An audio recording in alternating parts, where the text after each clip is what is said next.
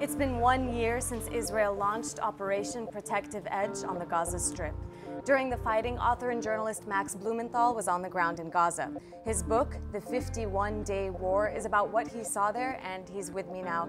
Thank you for joining me, Max. Good to be with you.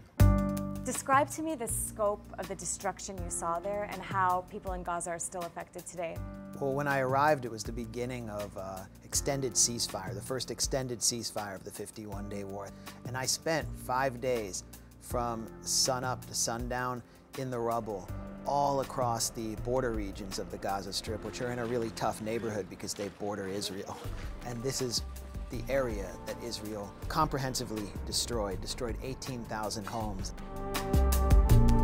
The UN had warned before this war that the Gaza Strip would be uninhabitable by 2020.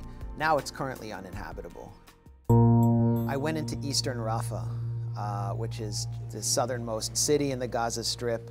And so I'm wandering through this theater of destruction, and I meet a 19-year-old kid named Mahmoud Abu Said who could barely speak, was clearly traumatized, and his family members told me he had been taken as a human shield, taken upstairs in his home, and he took me into his room where Israeli soldiers stripped him, stood him by his window, and shot over his shoulders in order to snipe to death 2 young men who lived next door to him. The answer to this might be obvious, but when you talk to people there, who do they blame? They blame Obama. Now, during the war, we heard Barack Obama say he's heartbroken by these images of dead Palestinian children, including Palestinian children who were stored in an ice cream cooler at the Kuwaiti hospital in Rafah after Israel threatened to bomb the Al-Najjar hospital.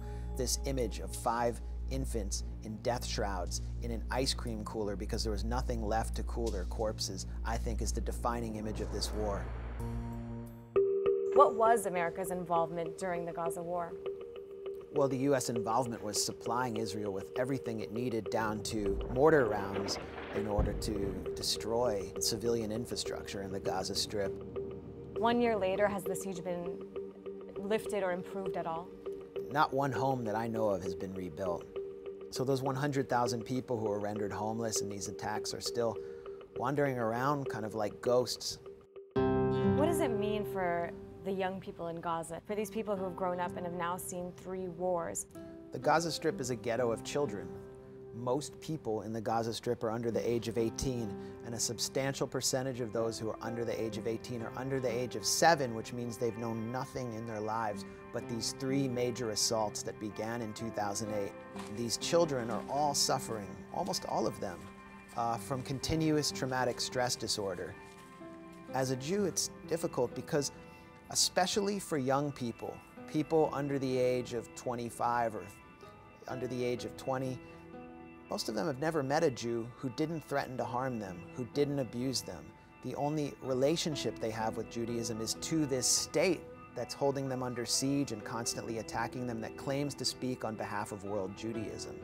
But I was going to relate this story of talking to Wasim Shamali, who's the 15-year-old younger brother of Salim Shamali, the 19-year-old guy who was killed on video, recorded by International Solidarity Movement volunteers as he searched for his family in Shuja'iyya. And